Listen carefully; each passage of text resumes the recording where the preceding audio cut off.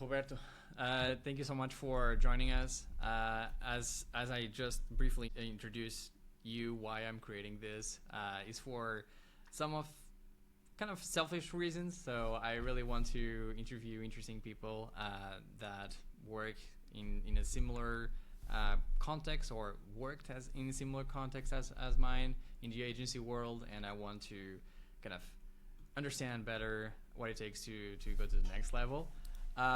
So, yeah, I'm very interested or very excited to talk with you today because you are not just a common agency founder that founds an agency and scales the agency, but you also build like kind of relevant ventures, and I'm super excited to talk all about that. So before we get started, why don't you introduce yourself? Sure. Thank you so much for inviting me. A little bit about myself. I came from background of computer science. Did my master degree in security and the cryptography. But right after college, I started Subvisual, which I've been leading for the last 13, 14 years. And through Subvisual, what I've been doing, exactly like you mentioned, is building digital products and building new ventures. It's the two things that I love the most. I can say for sure that the place where I'll feel more comfortable and have more experience is in the 0 to 1 of starting a company. And in the last 13 years, mainly through Subvisual, we have built, I don't know, probably more than 200 projects. And especially in the past 8 years, I've been mainly focused in the blockchain space, where we have co-founded several companies, sold companies, invested in companies, and we are highly involved in that ecosystem, mainly in Portugal. I'm also a founding partner at Lightshift Capital, which is an early stage crypto fund that David and Simon are running, and a few other things that I have around me. Very interesting projects, but that's me in a nutshell. Yeah, just a small stuff. So why don't we start with what basically led you to creating all this Subvisual? What made you taking the leap of starting the agency right after college? Yeah. Um, that is a bit an underwhelming explanation. There is an underwhelming explanation, actually. At least that's how I feel about it. So, when we were finishing college, myself and three other colleagues, um, we were wondering what to do next. We started a project in college that we wanted to follow up and maybe start a company through that. Startups were a new thing in Portugal. Not a lot of people talked about it. We tried. There was not a lot of support, and also we had no idea what the hell we were doing. So that didn't went super well, and quickly enough, we started looking into services as a way to survive as a group that was trying to do things. And the common denominator that we had and was a little bit different from what we were seeing in the market was that we were building that product in Ruby on Rails, and there was no Ruby on Rails work in Portugal. And we saw that as an opportunity. Maybe we can do this as a services company, and we start looking for work in that space. Um, One of the things that we quickly realized is that if you want to do services in Portugal and you are 22 years old, you are not going far, because at that time, and I think things now are a bit different for the better, no one really respect us. It was like most of the things that we were, or most of the opportunities that we were discussing, people actually wanted you to work for free, for experience, and Sure. so from the beginning, we set our minds to let's build Subvisual to work outside of Portugal, and we looked into the US as the target. Like that was the market that we were looking for. There's a bunch of funny things that at the time I think were important decisions. Like we never did a website in Portuguese, which now is obvious. At the time it was not. All the companies had their website in Portuguese and a version in English, but we decided like 13, 14 years ago that let's only build a website in English and let's target the US as the main place to do business. And that's how we started. Like we built the first project for a company in Oregon that went quite well. We could increase the team, and we started doing other things. Also, another funny thing or funny aspect of our beginnings was that we actually built our first project in blockchain in 2012, which never saw the light of the day. It was a betting platform that was never launched, but it's stick with us and got us into the space. We kept building a few other things, small other things in the next years. And fast forward to 2017, I think that was crucial when we jumped into the space. I think we were one of the first in Portugal really building bigger things in the space. So that's another funny aspect of it. But going back to your original question, the straight answer, I would say that it was Ruby that got us started, and was a very important aspect of the company. Like we were a Ruby on Rails agency for a long time. We built our name in that technology. We created RubyConf Portugal a few years later, and for a few years that was like our value proposition, like being a Ruby on Rails agency with really high quality developing team and a product mindset. So from the beginning, we also had the product mindset where we tried to build products, focus on the user, try to have also an excellent team on the product design side of things. For example, with our now CPO João joining the team in the first months. So I think that's the common denominator for Subvisual in the early days. Awesome. So you would agree that probably being targeting a specific niche in the beginning was kind of a good thing. Oh, definitely. And that's an advice that I give to a lot of people now that are trying to start similar stuff or in the past years. Like it's so easy to get derailed by trying to do a bunch of different things, and there is always opportunities out there. And actually something that I took me a lot of time to be better at, like saying no to things. It's crucial. And you really need to simplify your pitch to a one-liner. Like, I'm good at this. This is what I do. This is what you can expect that I'm going to be excellent. I can do other stuff. That's okay. But you need to have that one-liner that gets into the minds of people very easily, and people start to recognize you by that. Instead of, that's another agency, they do a bunch of stuff, they are like X, Y, and Z. Yeah, agree. That's one of the reasons we're not talking about us or better mistakes, but that's kind of one of the reasons why when we build better mistakes, we wanted to specifically focus on webflow development and of course design, but design came a little bit as a consequence. But yeah, we wanted to be well known for that specifically. Awesome. And in the early stages of Subvisual, I believe that, or I'm assuming that you started probably as a typical agency, like project by project, and you go like that. But as the company grow and also probably goals also shift, including like building some ventures, the type of engagement with clients, did that change as well, or still today it's kind of a project by project, clients kind of hire Subvisual project by project? Yeah, I think that's a great question. And I think the principles are the same.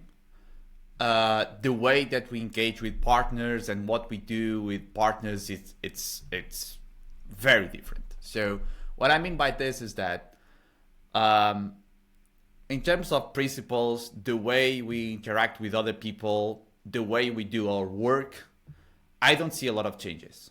It was the same. Like, be very person oriented, like be people first, like that mantra that sometimes is abused, but really living that inside and outside. Like, when a partner reach to us, or a potential client, we always try to understand that person, to connect with her and see if we have a good fit. And across our history, and I think every agency and everyone actually that has to deal with clients has horror stories, good stories, great stories.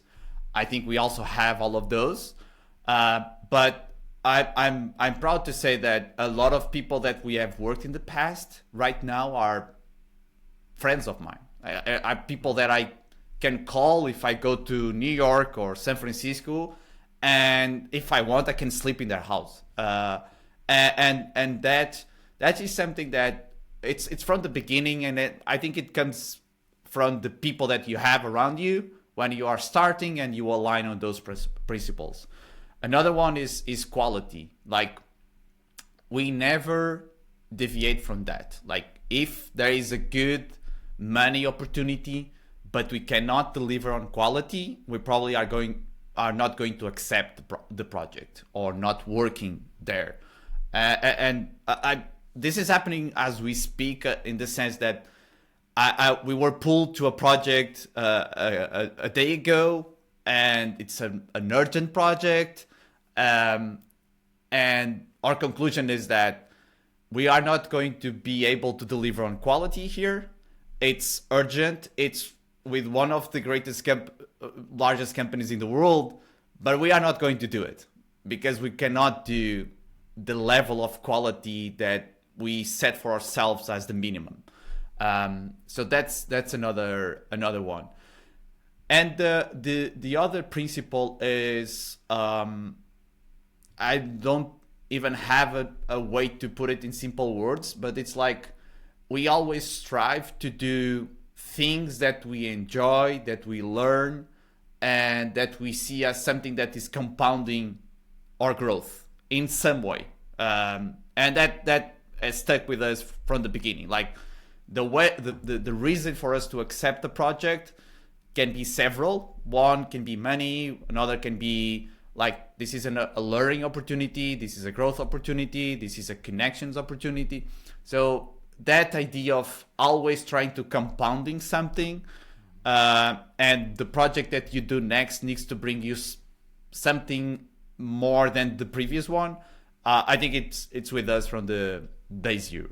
So in terms of what we do right now, and the type of project that we do now is very different from the early days. I went to Butcher's house to build a website in the early days of the company. Like, I have amazing stories about that. And I'm proud of them. Like, we did websites for 200 euros and 300 euros. And we honestly didn't care. We were just getting off the ground, and we did everything that we had to do to build something, to build a reputation, to get out of zero in a time that we were getting out of a crisis. Work was not that frequent and available in the market, and we're just trying to survive the first couple of years to try to build something.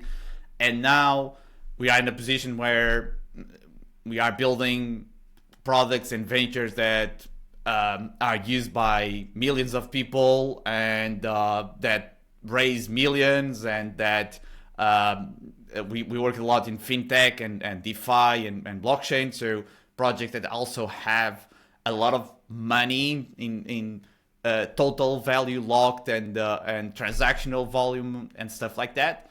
And it's very different from those early days. Fantastic. It seems like that you guys, and I think this aligns with a few things that you mentioned, specifically accepting projects that makes you today a little bit better than you were yesterday. And I think it aligns with what I'm asking next, which is it seems like you guys spend quite some time and consequently money on creating events, kind of making sure that you have like a place for people to grow.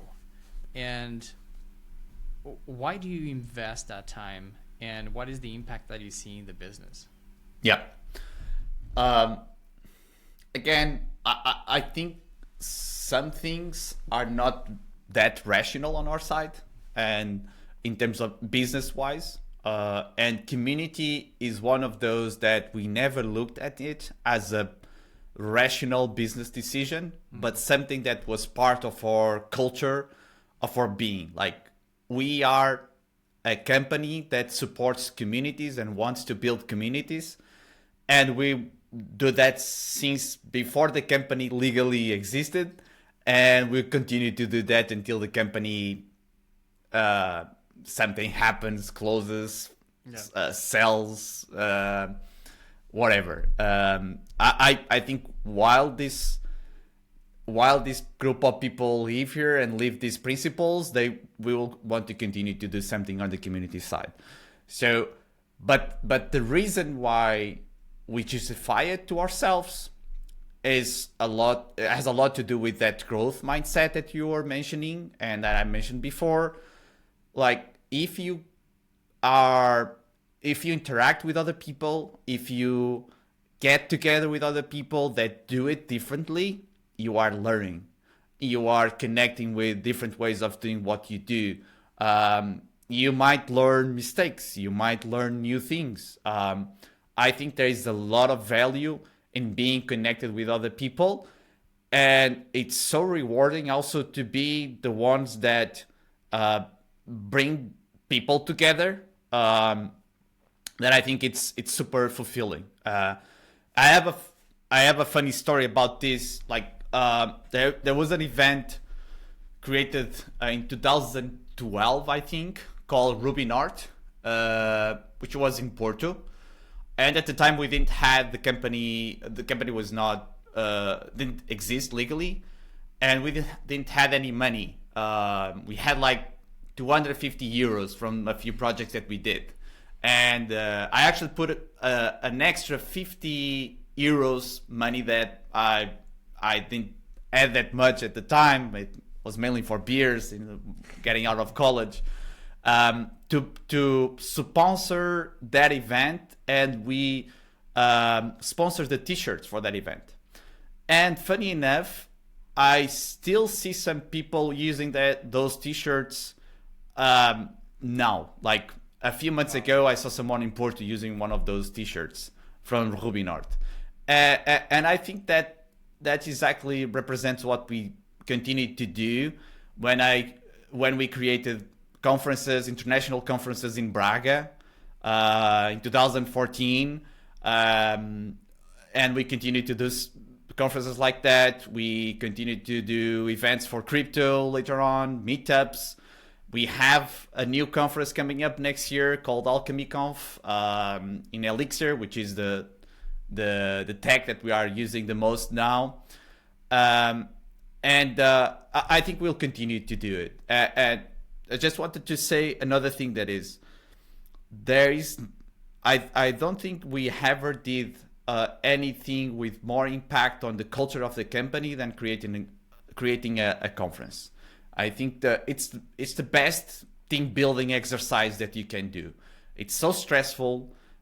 You go through so many challenges as a team, as a group of people, that really intensifies the culture that you are trying to build, and people really get together to accomplish something like that. So I definitely positive that in terms of business, it had a profound impact on everything that we did, but we never did it for that reason. And we'll continue to do it, not for that reason, but to do things that we care and we like, and to get together with people. For example, we started a new event called Subvisual Starbase in Lisbon a few months ago, and now we are doing another in Braga. And it's just an event where we get a place, we are there for the day, and we invite people to come over. We have food. People always like to have free food, so that could be a good catch to get people there. But the point is, we just want to be together with people. And nowadays, after COVID, I think we all know how important that is. We all miss it.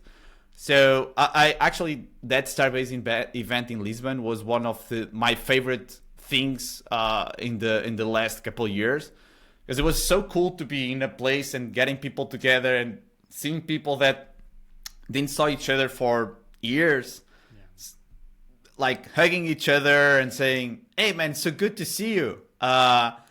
And seeing that happening, it's super fulfilling, and I really enjoyed that. Yeah, it sounds pretty great.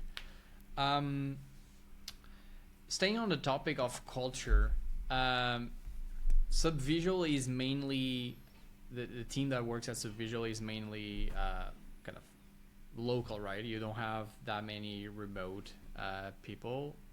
Is that right? Or that was true for a while. Nowadays, I think we have people across Portugal and a few outside of Portugal, and we are fully remote. We always, from day zero, we were remote friendly. Mm-hmm. We never forced people into an office. And when COVID happened, actually, that was it was a tricky thing for us, because we were so used to be remote. We thought that we are okay with this. We know how to do this. And for a year or two, we didn't change that much. And I think the world changed around us, and we took some time to adapt to that. Sometimes when you are used to something, you get accommodated, and you feel that you are handling the situation, but actually things are moving faster than what you think. But nowadays, the Subvisual team is remote. We have people across Portugal, have a few people outside of Portugal. And what we try to do in terms of being together is we are doing something that we call expeditions. Every month we go to a different city where we have people and spend time together, the ones that can make it. And we have all of these events where we also get together, and we do 2 retreats per year. That's how we are handling it. Awesome. Yeah, that's kind of what my question was, kind of how you handle, assuming that you have at least a little bit of the team remote, inside Portugal or not, how you handle culture, especially when you are creating these type of events, where I believe that collaboration, and also you mentioned that collaboration is very important. How you make sure that everyone is still like far but still connected and well connected, because things can work remotely kind of good enough, but at the end of the day, if you put people together, there is no better way than to see how really the relationship is. Cool. Do you besides those events, those tours that you do every month, do you have any other kind of remote activities or routines that you do to make sure that culture is kind of on track?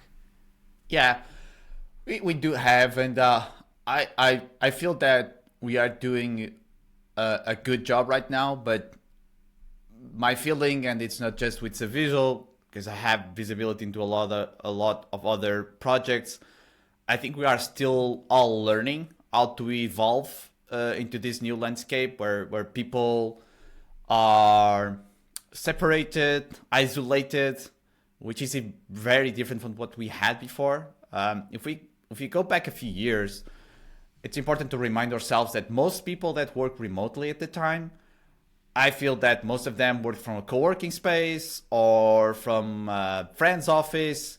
There was not that many people working from home. Some people did, but not at the size that we have now. So isolation is very different right now. We have a lot of people in our team and across the industry working in an isolated setup, and that requires a huge effort as a company to make sure that those people are okay, they have the social support, etc., which I don't think it's the company's job, but at the same time it has an impact on the company. So you need to manage that in a way. So the bunch of things that we are doing right now. So we have a weekly meeting on Monday where everyone gets together, shares a bit of a personal update on what they did with their life, if they want, in the weekend, how was the last week's work, what they are planning for this week. So it's like a social gathering. We organize a bunch of like social games that it's organized by the team. Like we don't have a specific person handling that. Like some people in the team started a book group. Other people do like board games online or stuff like that. So there is a lot of these social moments that happen that we try to not mess with it or control it in any way. We don't want to get there, but we in a way we incentivize people to do it, and everyone in the team contributes to that. Like, let's do stuff, let's get together, let's do different things. Another thing that is super important is, so the team has different aspects and different groups inside. Like there is the technical team, the product team, the ops team, and these teams also get together once in a while. They do things together, they share knowledge in different avenues. So a lot of different things happen on that front. And another thing that I think on productivity that is super important is how you start projects, which for me is a big topic. Being like a company that starts a lot of projects and starts a lot of companies, like that company setup, the team setup, the beginning of something could be like a conversation by itself. And on that front, in the last 4 years, I've been in projects that started entirely remote, like where people saw themselves for the first time, like 6 months after starting. I have done the otherwise, like people get together for a couple weeks to start something, and then each one goes to their normal place of work and they get together after a few months. And I have to say that I'm not convinced that there is a one solution fits all.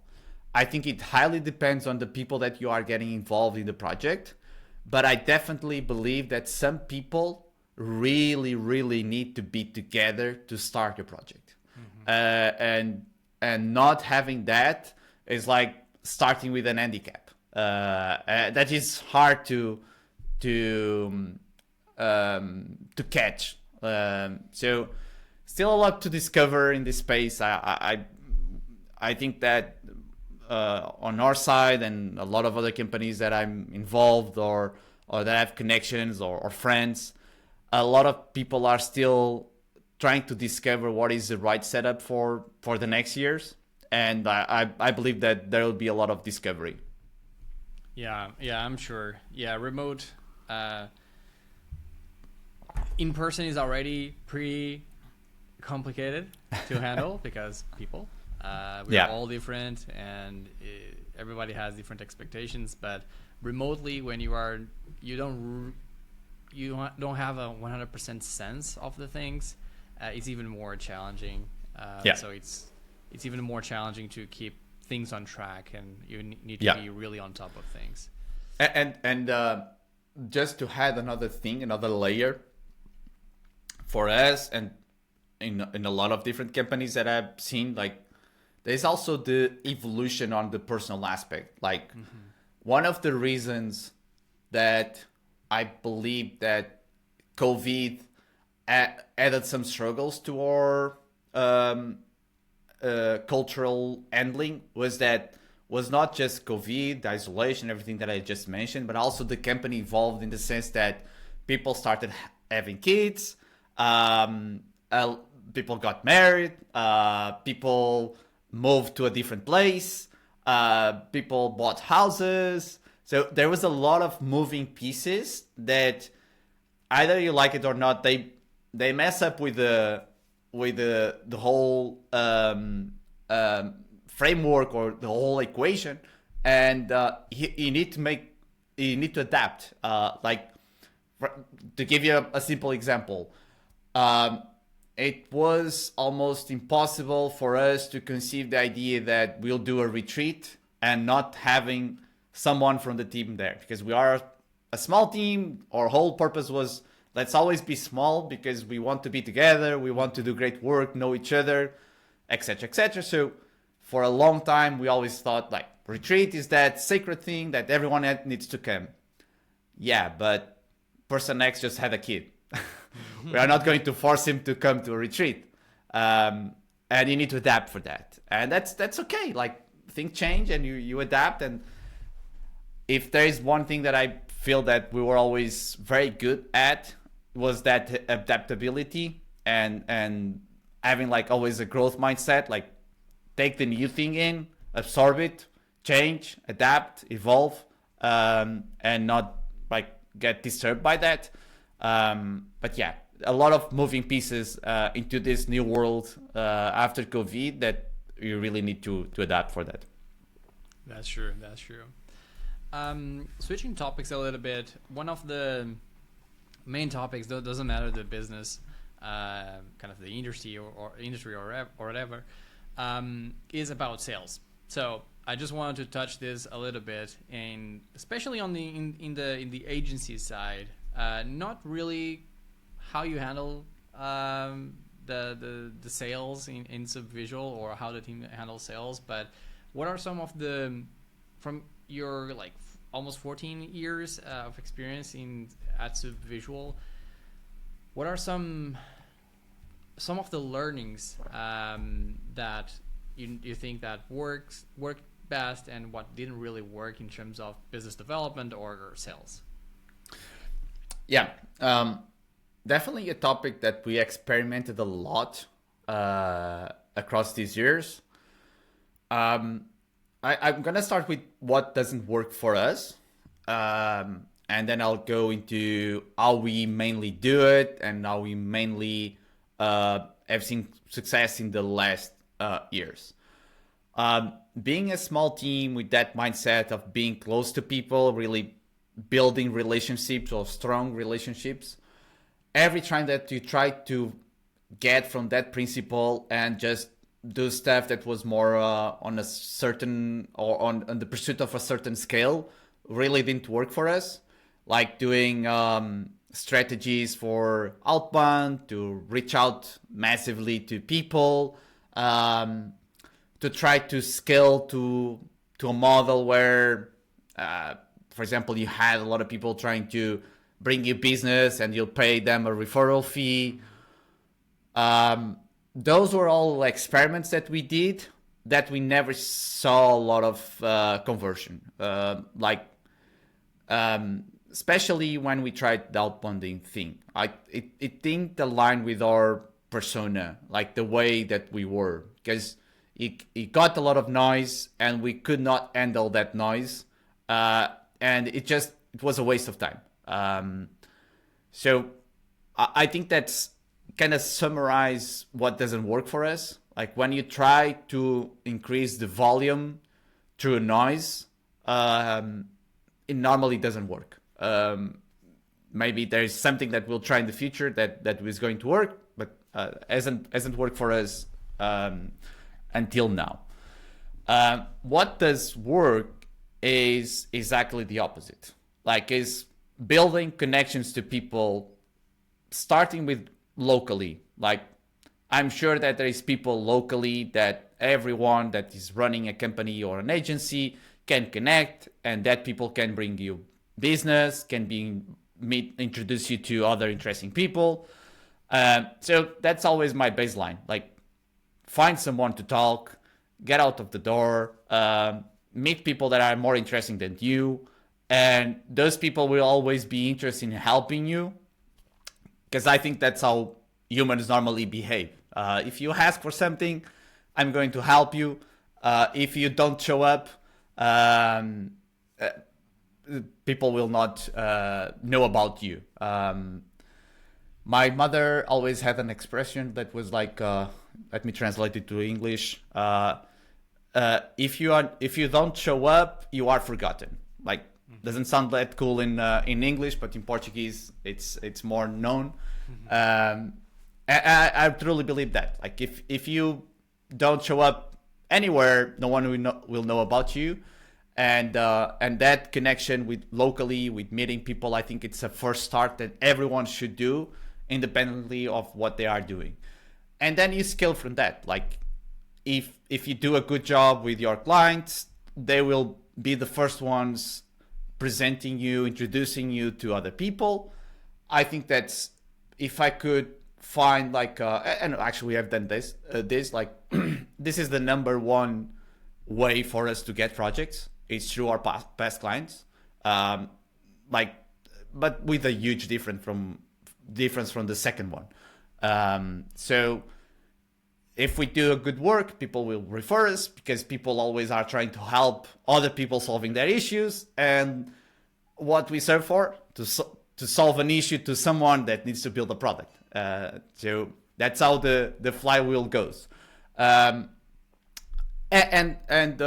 piggybacking on something that we discussed before, another thing is the community side. Like, even though I said that we never did it for this, it's like a byproduct of being present, of organizing things, of being in a community. People will know you, they will respect you, they will mention you when someone is looking for something. In the end, it all comes down to that idea of connecting with people, understanding them, solving their problems. If you want that saying from forgetting his name, but he has a book called Jib Jib Jib Jab, which also can be known as give, and then take. And I think that's a principle that we always follow in sales inside Subvisual. Is that from Gary Vee? Gary Vee, exactly. Yeah. I share that opinion. I think it's a business thing. Oh, it's a people thing. That sooner than later it might lead to some type of new business. And I'm assuming that organizing the events, and sorry for going back again to the events, organizing the events might also help not only with business development at some point, but also with hiring, because it's also one of the struggles, right? One of the main, especially the services industry, is a business, is a people business, and hiring is as important, or close to be as important as business development. You can have a full a pipeline full of leads or new business, but if you don't have like the talented people to fill those leads in, sooner than later, it will dry up because you are not delivering. So is that correct to assume that the event will also lead to interesting candidates? Yeah, definitely. I'll not say that is one of the most important factors for us, but definitely helps. Again, if you are talking with people, if you are meeting interesting people, they might be interested in working with you, or they might know someone that that might be interesting for you, and that definitely helps. And also maybe there is like a flywheel there as well, because if you meet people in an event, if they like to be participants in a community, they potentially also want to be drivers of those communities. So they might join you. They also might want to be interested in doing those type of events or new ones. And yeah, cultural fit in hiring is it's another thing that I guess sometimes it's abused, but it's still super important. Like the way that you hire, it's what makes your company. And if you do a great job there, most of your problems are solved as a leader of a company. That's how important it is. Yeah, for sure. And now going, leaving the agency side a little bit.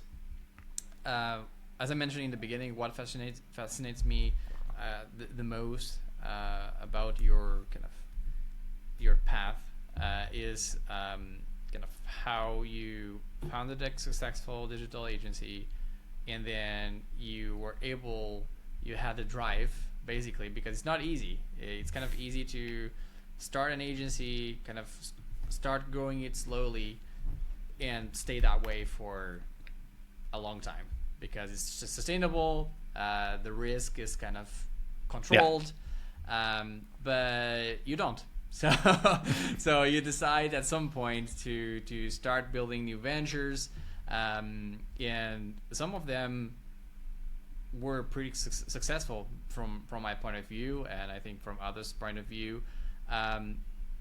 My first question on that topic is, why did you decide to start new ventures from something that was kind of working? Yeah.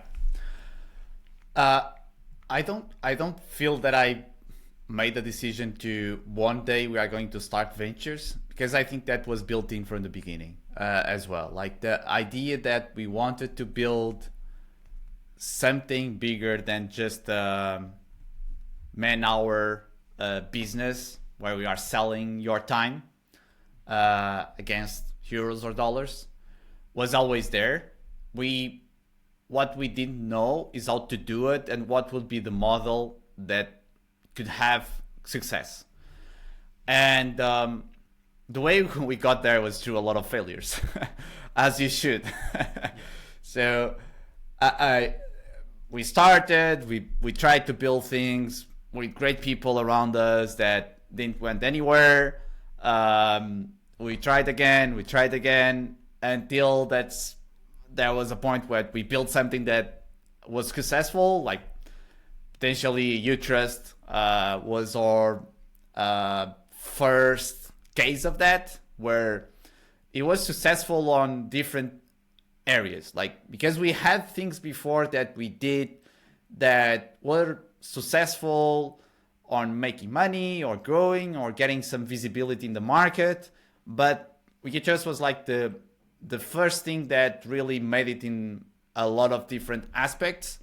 Was marketing wise was potentially the most known project in blockchain in Portugal for a long time, and Europe, and it's still today I meet some people that, I was an early investor of Utrust, or I used Utrust in 2019, and that's amazing across the globe. So not just around us.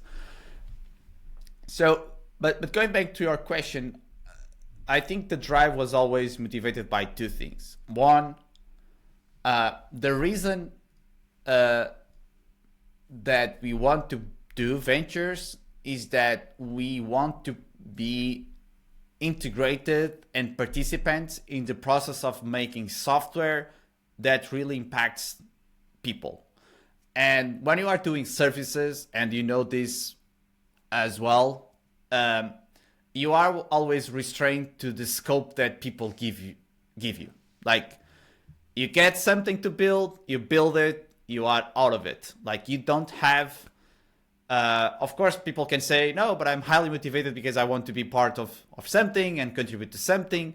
But you don't have a level of skin in the game that we as a company like to have, and me personally, I definitely like to have. I like to be involved as much as I can in the company building process. Like I want to know about hiring. I want to know about the business that you are building, the different assumptions that you are going to validate as a business to have success. What is your go-to-market strategy? These are questions that most product companies that just do services, they either don't care or they pretend to care to make their service successful. But in the end, they don't really care, but because they don't have that level of skin in the game that I was mentioning. So that was one of the reasons we want to be participants in that. The second reason is financial. Like we knew two things. We didn't want to have a large company, mainly because being part of a large company is very different from being part of a team of 20 or 25. There's a whole menu of problems that you don't get by being a small team. And there's a whole menu of benefits by having that connection with a small team and working closely with a very strong small team that we like. So we knew that. We didn't want to be a large team. Second, we are ambitious. We want to build something that is great, that is huge, that has a certain size, that is financially interesting. So you had these two things, and you get into a mindset of, okay, let's find out what can get us there. And building ventures and building the venture studio side of our business was our plan. And we tried the different ways. And right now, the way it's structured, we have the product and venture studio. So we do products. We still do services for companies that we like to do, that has a certain fill a certain criteria that fits us. And we do ventures with founders that are interested in working with us. We are interested in working with them, and they are building ideas that we also see value, enjoy, see the potential, etc., etc. And also we have our investment arm. So through these exits that we had in the past, we also manage a portfolio of investments, which include the ventures companies that we build, but also other companies that we only invest. And those companies that we invest sometimes become our clients, sometimes refer us to new clients. So there is also a process here that is highly integrated that really makes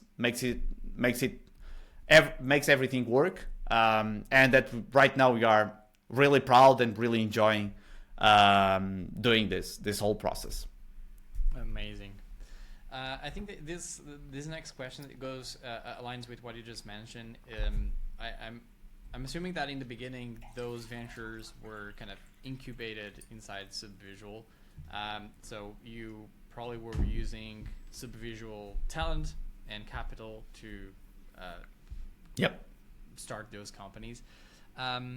Or have you tried to raise some seed capital to fund those startups in the early days? Yeah, we did. Like there was attempts on our side to do the full ideation process inside Subvisual, raise capital, find founders, and then spin off. That didn't work. And even today, if you go to a lot of VCs in Portugal and you say, I'm building this with Venture Studio Subvisual, they'll say, oh, we don't like that model. Like having a venture studio, not our thing. The founder could say, yeah, but these guys have a success rate incredible. Like there are VCs in Portugal that made a lot of money by having companies that they helped build. But they still will be like very traditional and trying to find friendly words and not want to engage with the company in that setup. So the next thing that we tried, or the thing that we tried more and that is actually working for us, is the other model where there is a founder or a group of founders. That founder sees the value in having a venture studio that could help them speed up the beginning of the company. And that's what we do. But basically, we accelerate the first 6-9 months of a company. Through building the product, to connections, to money, to the expertise that we have, to, like I said in the beginning, through the experience of building more than 200 projects and seeing a lot of them fail, like the majority of them fail, we have a lot of accumulated experience. And some founders see the value in that, and they came to us to be their partner, to give us equity in exchange for that knowledge, the product creation, etc. And those founders are the ones responsible for raising capital, and normally they do. And the process then goes until the point that there is a moment where it's irrelevant. We are not adding a lot of multipliers in the company, and we replace our team with a team that we help hire for that project. And that's the model that we are doing the most now, and it's working very well for us. I think that with this model, we have done more than 12 companies.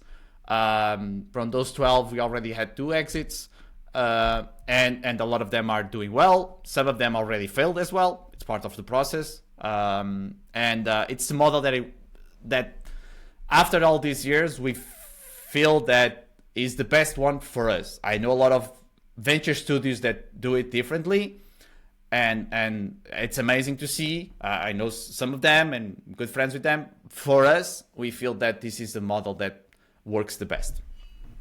Great. And although as we already know, we are involved in quite a few things, and you have the same 24 hours that I do, and that all do.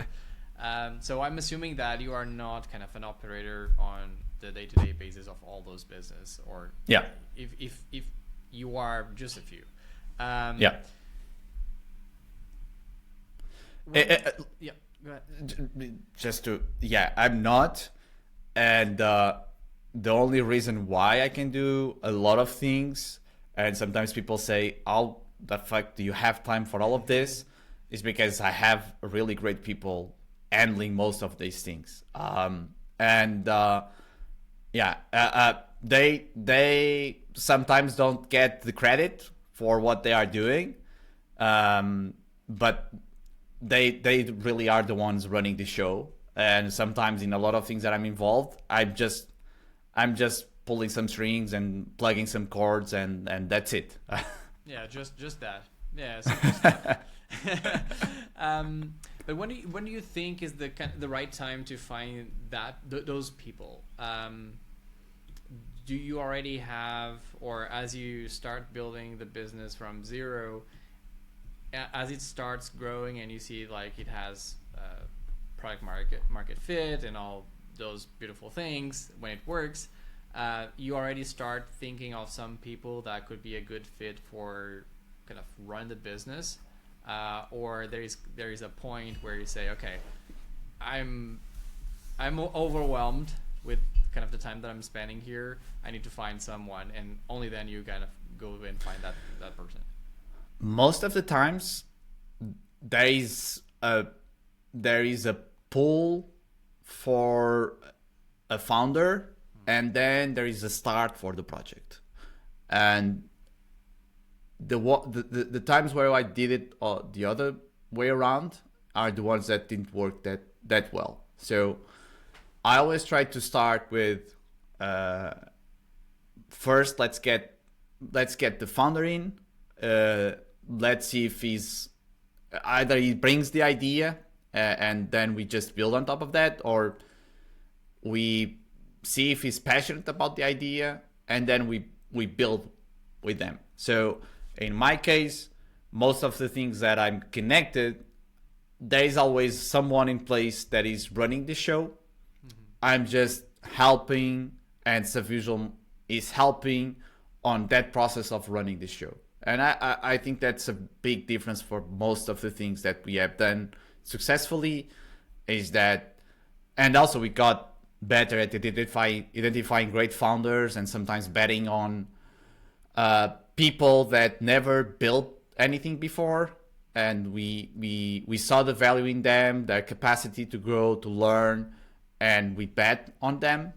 Subvisual has a very good track record of being the first investor in a lot of ventures. Like the first ones, like if you want an example, Frame Drop in Coimbra. Like we were the first ones getting with JD, starting it, being with them for a few months until he got the co-founder, and things started to grow massively. But taking that risk, it's really hard, and it's something that we lack a lot in Portugal, by the way. Like there is not a lot of people doing like that pre-seed angel investment, family and friends, that really gets more people to try things out. Yeah, indeed. I think it aligns with the fear of failing and what people will think about us. I think in general we all are a little bit like that, but from what I heard, the US has a little bit of a different angle to that. You are not that massive failure if something doesn't work out. You go to the next thing and until you make it work. Here is like, okay, I failed once and I'm a failure for the rest of my life. So I think that might be aligned with why people have such a fear of kind of asking for things or having such a trouble starting up, just the fear of failing. Definitely. And in your opinion, what makes a great founder? I know this is not a simple answer. Maybe it is for you, but what are some of the traits that you see on great founders?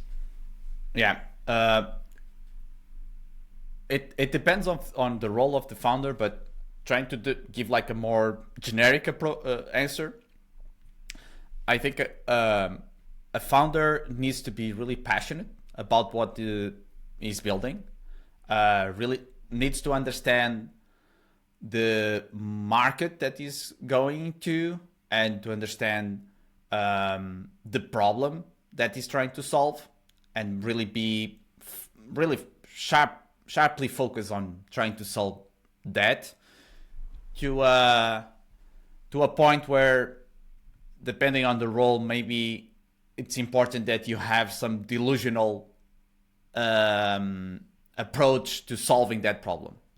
Like you sometimes you cannot be too attached to reality to solve a problem, because you need to be able to imagine a world different from what it is today, and you are the one pushing for that change.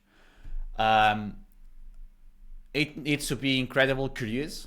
Like, it needs to be a person that really is curious about things. And I don't think it's like one of the aspects, as we talk a lot, like a lot of founders are immigrants. Like a lot of people that are successful founders are immigrants or come from a non-linear background.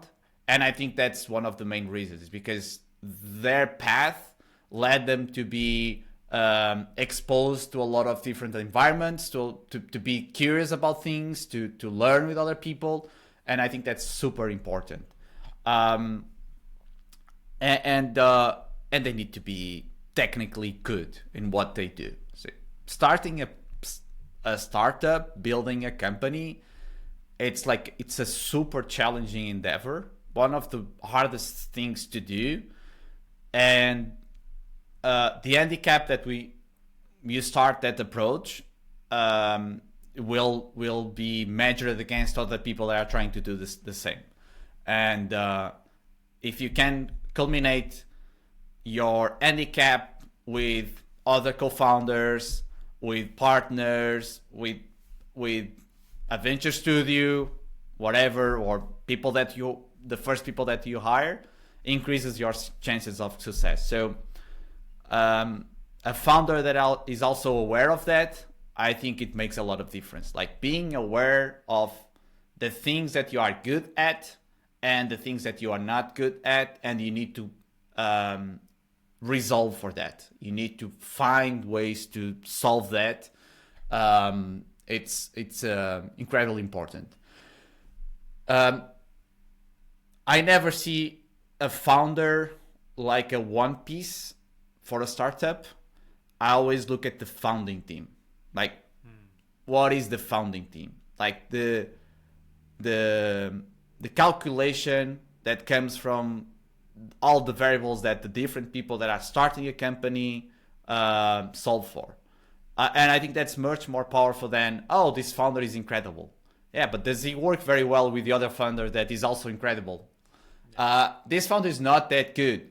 Yeah, but he has a co-founder that really solves for all the things that he's not good at. Like the aggregation of a founding team is what gives you the probability of success of a certain company. So I never like to look to a founder as a one piece thing. It's the summatory of all of them.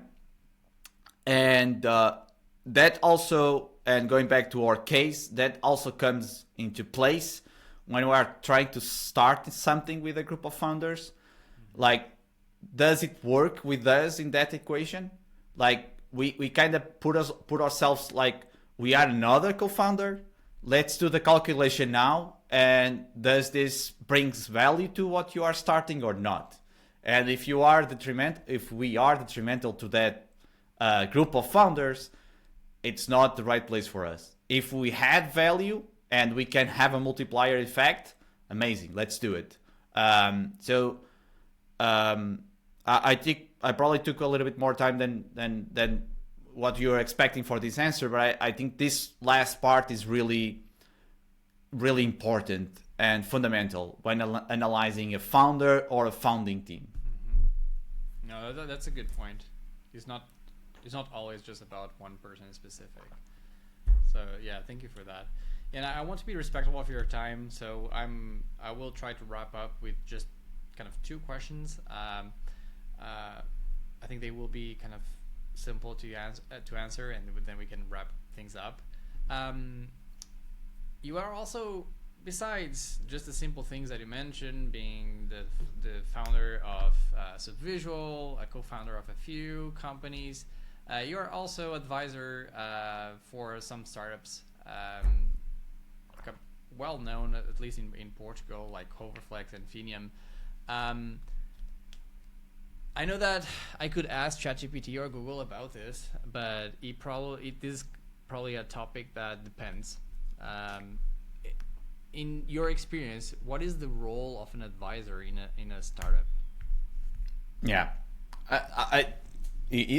for me, it's a really simple answer. Like you mentioned, an advisor is someone that adds value to that company,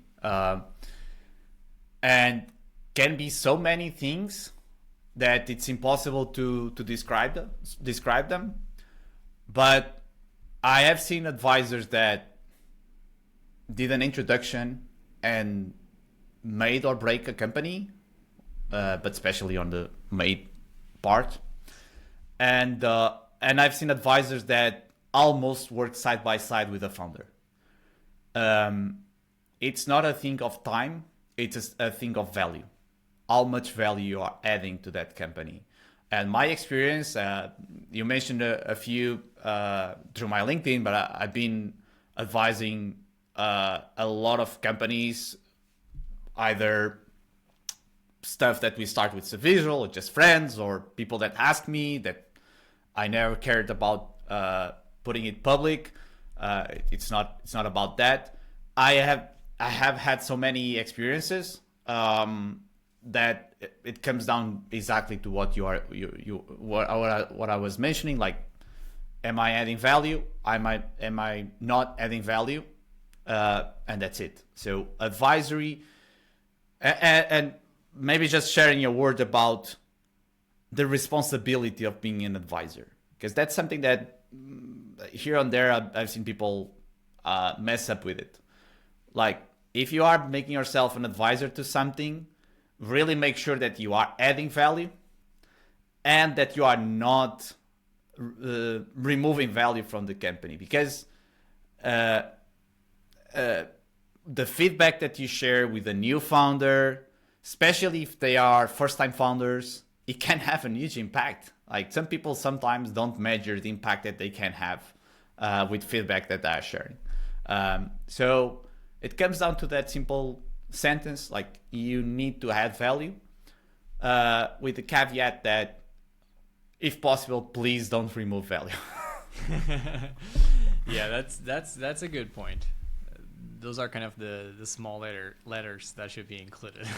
Yeah, there was a guy that I'm not going to remember now the name, but I'll love to remember that. But it's a very important VC, one of the most known VCs in the US, that share like 70% of VCs actually are detrimental for startups, and he had some data to back his words.